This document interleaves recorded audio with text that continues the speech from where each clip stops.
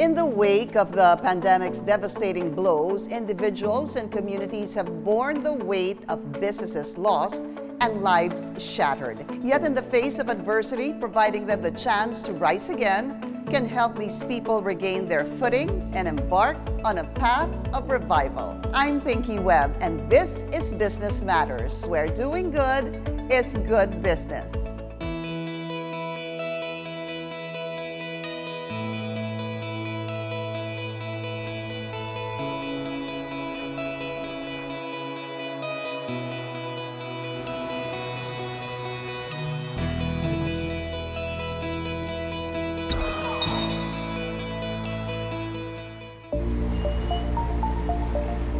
The future of a society is greatly influenced by the lives and ambitions of its citizens.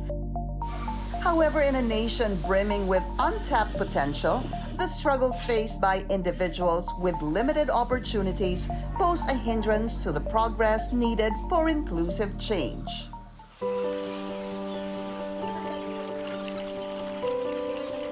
Arlene Panit, a 33-year-old entrepreneur deeply rooted in the agricultural industry of Pangasinan, knows this all too well. Ang business po namin na mag-asawa is quail production, quail egg production, the same time yung organic fertilizer. Pinakamahirap po siguro po sa marketing. Kasi every barangay, every city, may checkpoint. Tapos minsan sumasabay pa po yung bird flu.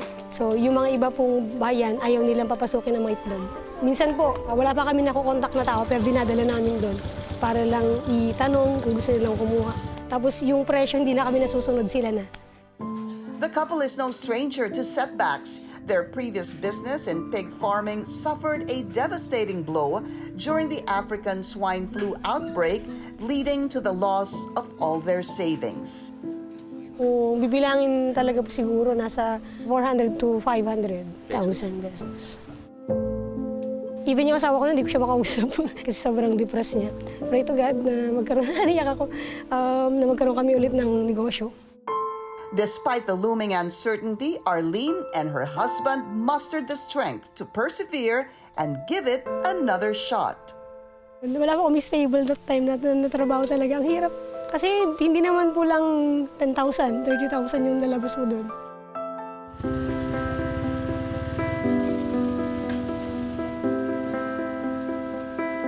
Having faced a similar ordeal, Valen Pacol found herself intimately familiar with the problems that plague the vulnerable agriculture industry.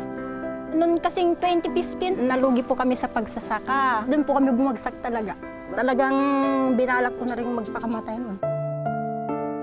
Kulang-kulang na 400,000 pati tubo po. Nalugi kami ng 6 hectares magkakasunod. Tapos nag-try po kaming magtanim ulit ng mais. Ganon din po, may dumating na unos na naman. Talagang bagsak na bagsak, doon kami nalubog sa utang. But instead of giving in to despair, Valen found support from her family who helped her exhaust every means available to recover their losses. Naisip ko na lang po na tulungan na lang po na kunin sila mama sa business nila. Kasi dito naman po kami kumukuha nung ginagamit po namin pang araw-araw. Dito po kami nabubuhay. Nag-try po akong nagluto-luto rin po ng mga saging. Naghanap po kami ng pouch. Nakita nila, maganda. Tapos po nagpa-DTI na kami. While everything appeared to be going smoothly, their journey took an unexpected turn when the COVID-19 pandemic struck, confronting them with a whole new set of challenges. Arlene and Valen, two strangers in their own rights, became intricately entwined with the fabric of the pandemic's impact on small and micro entrepreneurs. Isa pong doon talaga is lugi. Kasi dapat po nasa piso yung isang itlog, pero that time talagang abot siya ng 72 centavos. Kasi kung hindi po siya ma-dispose, masalo pong sayang. At least po may value pa rin siya. Ang iniisip ko yung mga babayarin po talaga. Sabi ko, paano na kaya to? Yun pong ipon namin sa bangko, inilabas namin lahat. Recognizing the critical role of these businesses in revitalizing the economy, the oldest international bank in the Philippines stepped forward to provide the necessary resources and guidance. We recognize that, for example, in the Philippines, the micro, small, and medium enterprises actually account for about 60% of jobs in the country. And I think about 40% of the country's GDP is also coming from the MSME sector. So if we really want to support and help the economy recover from the impacts of the pandemic, then we really need to support this sector. This purposeful goal extended further as they formed alliance with one of the biggest microfinance institutions known for its expertise in empowering small and micro entrepreneurs. We are so grateful that Standard Chartered Bank entrusted us to give us financial funding for our projects. This is our second project with them. The first one is digitalization. And this time po, it's very relevant na tumutulong hindi lang ho sa banking industry but now to our marginalized communities.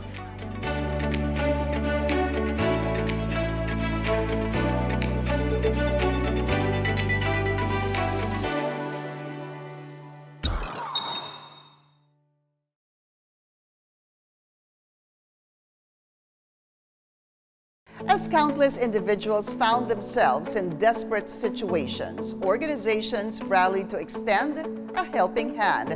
Recognizing the need for better support, the oldest international bank in the Philippines stepped forward, offering the necessary resources and assistance to help them achieve a sustainable recovery.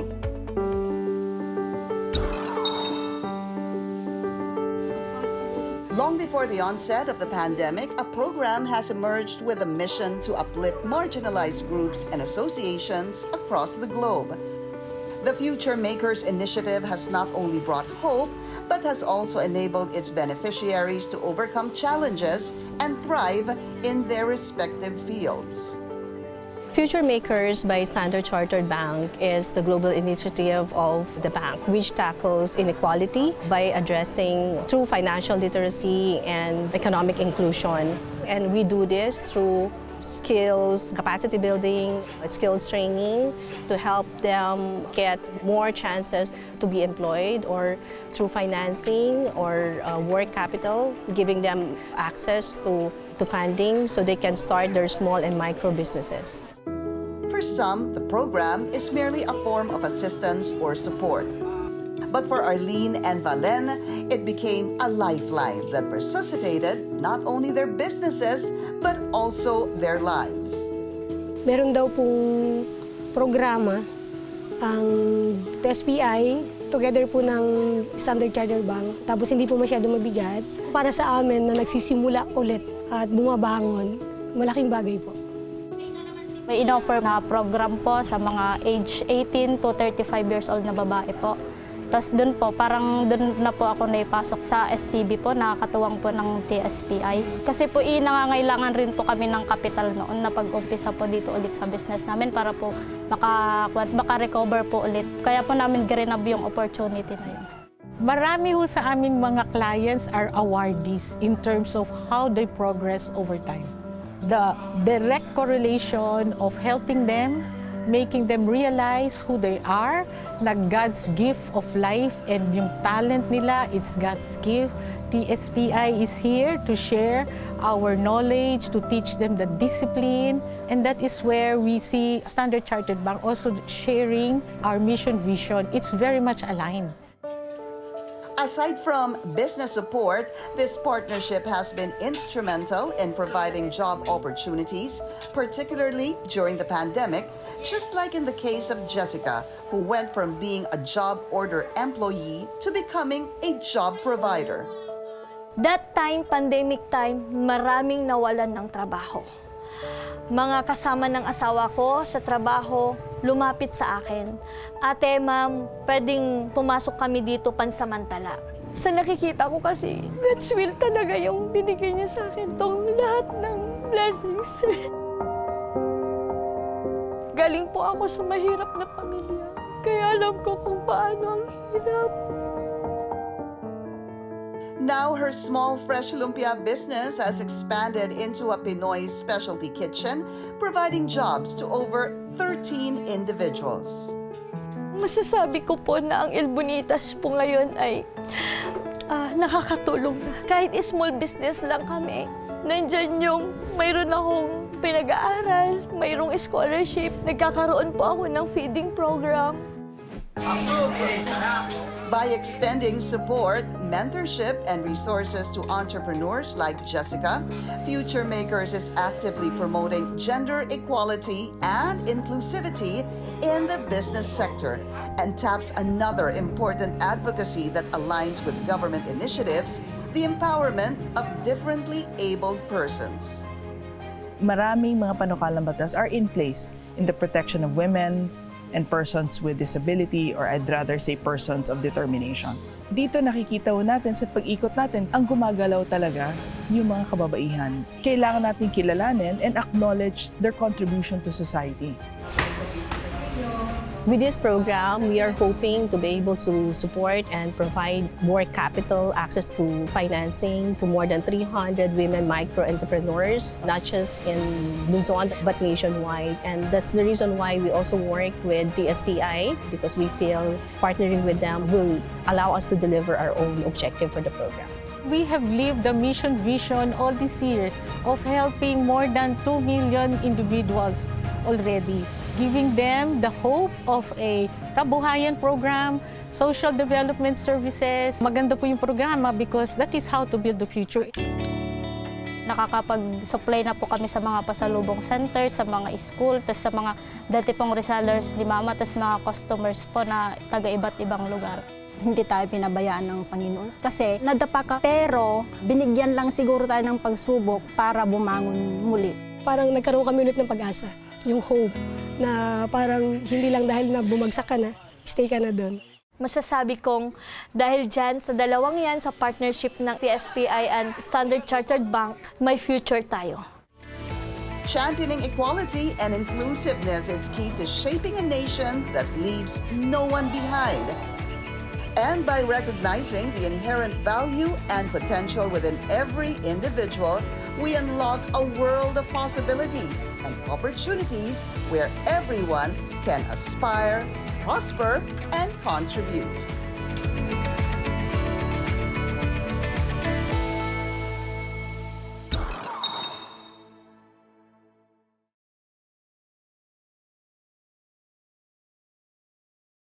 Grassroots health centers are the lifeline of local communities, providing vital and affordable health care services, especially to the underserved. But the state of such centers are often neglected due to lack of attention and funding, a sad reality that this foundation and its parent company aims to change.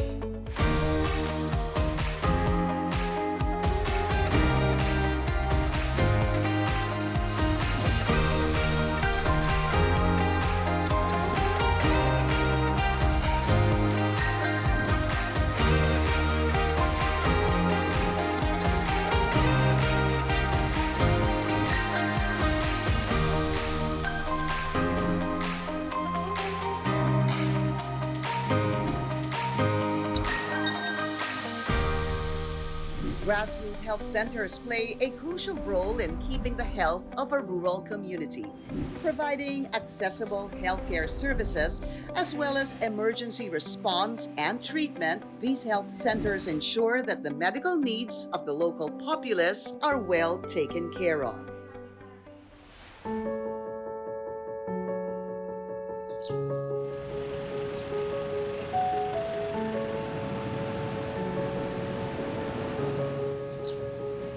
The Barangay Irawan Birthing Facility in Puerto Princesa City, Palawan has served more than 1,000 women since it opened its doors back in 2015.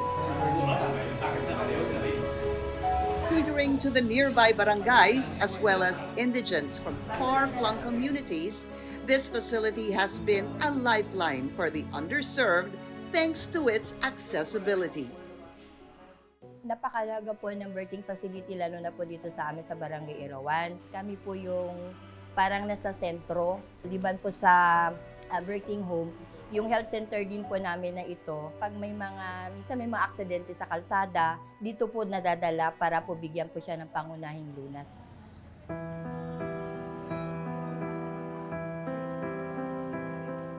May mga kababayan tayong katutubo na kuminsan siyempre takot silang mga anak sa ospital. Siguro hanggang ospital po, abutin din siguro ng mga 1.5 oras po. Yung iba naglalakad. Ginagawa nila parang bubuhatin lang po yung pasyente tapos ibababa po doon sa may kalsada po na pwedeng abutin ng sasakyan. Building a birthing facility in his community has always been the top priority of Barangay Captain Noel Resuma, inspired by his late wife's unwavering dedication as a midwife. Kahit anong oras, anytime, mapaaraw, mapagabi, talagang kailangan niyang puntahan. Pag nagbabakuna sila, nagsisikap ng mga buntis, minsan sa mga purok-purok lang, tiyatabingan lang nila ng kumot, minsan sa ilalim ng punong kahoy, nagbabakuna. Nawala na yung asawa ko kasi talagang kahit wala na, pinursigi ko pa rin dahil ng mga pangarap namin. Ang gusto lang namin, masiguro yung kaligtasan ng mga anak. Ang gusto lang namin, yun, makapagbigay ng serbisyo, makapagbigay ng tulong. Despite having very few resources, the birthing home in Barangay Irawan continued to provide essential healthcare services to its constituents. But in 2017, the facility faced a major setback. Nasimula ang construction niyan, ang daming tumulong niyan, yung mga agencies, yung mga delivery table namin, yung hospital bed, bigay lang yan eh. Pero yun nga, ang daming hinahanap ng DOH, agawa ka na lang para may pondo naman, para pag anytime may dumating, may magagamit. Kasi yung panganganak, parang ano yan eh, parang 24/7 na tindahan. Lahat po naman ng mga midwives po dito ay mga lisensyado naman po. Ang pinaka-importante po talaga ilisensya para po ma-operate po siya. Para lahat po ng mga anak, mayroon po silang proteksyon. As they needed to halt their birthing services due to the lack of necessary accreditation from the DOH, the pregnant residents of Barangay Irawan and nearby communities now have to travel to other parts of Puerto Princesa City for their healthcare needs, posing a risk to their vulnerable state. Mahaba po ang pila. Karamihan po kasi ng mga OB-GYN sa bayan is hindi po sila tumatanggap ng schedule, walk-in lang po. So kailangan namin maghintay. Sobrang hirap po kasi napakalayo po ng ospital dito sa amin, lalo na po dito sa Barangay Irawan. Kailangan po nila kumuha ng sasakyan para po mag-arkila pa papuntang bayan. Then sobrang hirap po kasi lalo na yung mga wala po kakayahan na magbayad ng malaki, lalo na po yung mga wala kakayahan na manganak sa mga private na paanakan. Left idle and unused for the past 6 years, the physical condition of the once bustling center has now become an image of decay and neglect.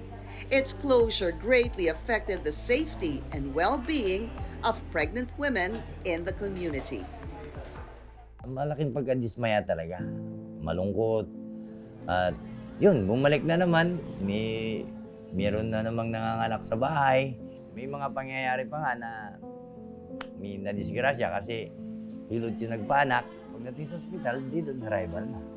Nangyayari, nanganganak na lang sila sa bahay. Isa yun sa mga risgo na binabawal po talaga ni DOH. The mission to revitalize the community facility may prove challenging, but Noel and the midwives of Barangay Irawan Birthing Home remain undeterred. Hopeful that one day, the center will rise once again to better serve its constituents. Yung pangarap ko na maging licensed na birthing home na siya. Kagaya nga ng pangarap ko, katulad na sinabi ng ating mayor, wala namang ginagastos. Walang gagastusin yung ating mga mamamayan dyan.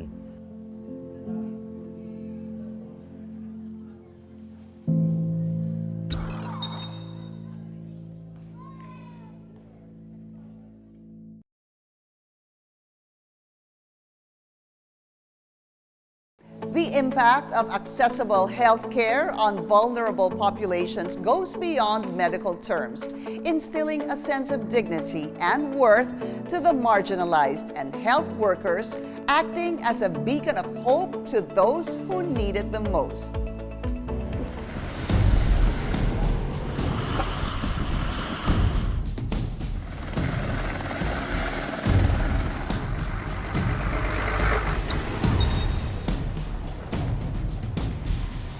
Our uniformed personnel are often the picture of strength and health. They are one of our modern-day heroes who have sworn to protect the citizenry. Still, they are human. The Naval Station Apolinario Halandoon Medical Dispensary in Puerto Princesa City, Palawan is the main health center of our Navy personnel tasked to patrol the West Philippine Sea. Yung medical dispensary, sila yung tumutugon dun sa mga pangangailangan na medical ng mga sundalo natin na nasa mga isla or nasa mga barko. As Navy officers in the West Philippine Sea are stationed remotely, far from hospitals or the medical dispensary, they rely on first aid or teleconsult to tend to compromised personnel. Shipping medical supplies and transporting back sick soldiers to the dispensary are also a challenge. Ang ginagamit lang po nila is either rubber boat or malilit po na bangka. So yung weather po kasi is pabugso-bugso talaga, pabago-bago. So pwede pong kalmado ngayon, pwedeng sa susunod na araw is maalon na po. Pag nasa isla sila, syempre sila lang po doon. Though operational, the medical dispensary is already in dire need of an upgrade. Kung makaroon po kami, ma-improve po yung dispensary, magiging mas maganda po yung capability namin na makapagbigay po kami ng magandang services sa military.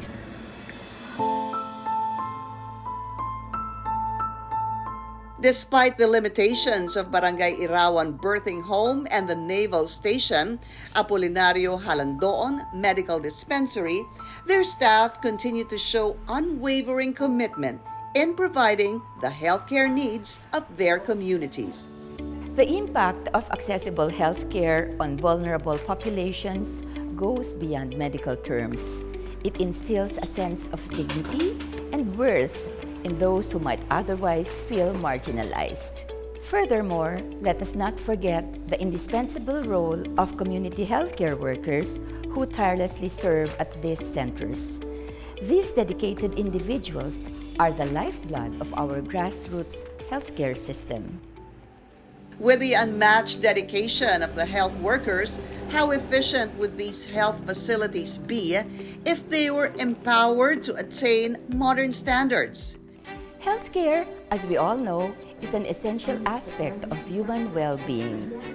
Through its unwavering dedication and tireless efforts, SM Foundation has become a beacon of hope, uplifting the lives of countless individuals and fostering positive change. Through their health programs, the Social Good Arm has committed to improving healthcare infrastructures across the country. By the end of 2022, the SM Foundation has achieved an impressive milestone of establishing 184 health and wellness centers, serving over 5 million patients. These numbers stand as a testament to the organization's unwavering dedication to the well-being of our communities. Partnering with the local government of Puerto Princesa City, Palawan, and the Philippine Navy, the Social Good Arm has renovated both the Barangay Irawan Birthing Facility and Naval Station Apolinario Halandoon Medical Dispensary. The centers underwent 2 months of reconstruction and refurbishing.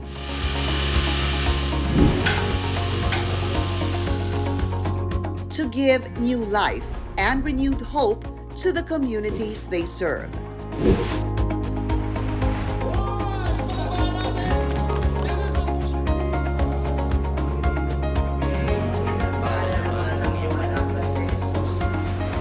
Both have been equipped with medical facilities that comply with the guidelines of the Department of Health.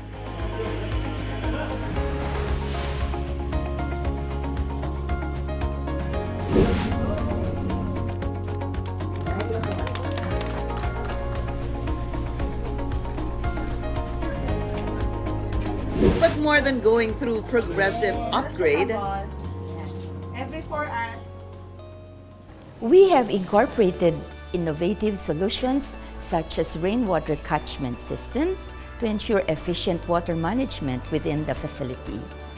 By employing energy-efficient LED lighting fixtures and inverter appliances, we optimize energy consumption and reduce our ecological footprint.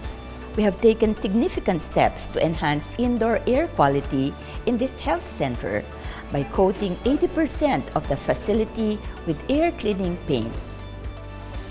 Complementing the turnover of the new facilities, the social good arm also conducted medical and dental missions for the constituents of Barangay Irawan and authorized civilians and dependents of the medical dispensary. Very thankful kami sa SM Foundation Incorporated kasi very helpful yung ginawang renovation dito sa medical dispensary to boost the morale of our Navy personnel.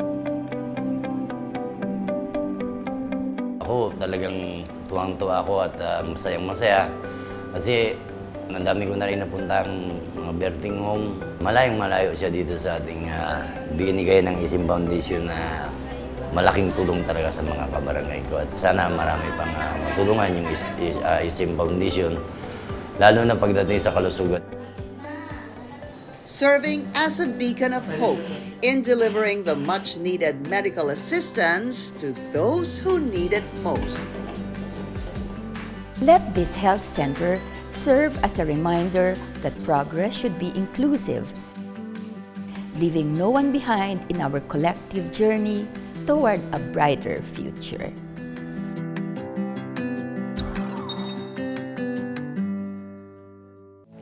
CSR programs are never meant to be just handouts. They serve as enablers and promotes active participation long after its implementation, instilling a value of stewardship and responsibility to all partners and stakeholders.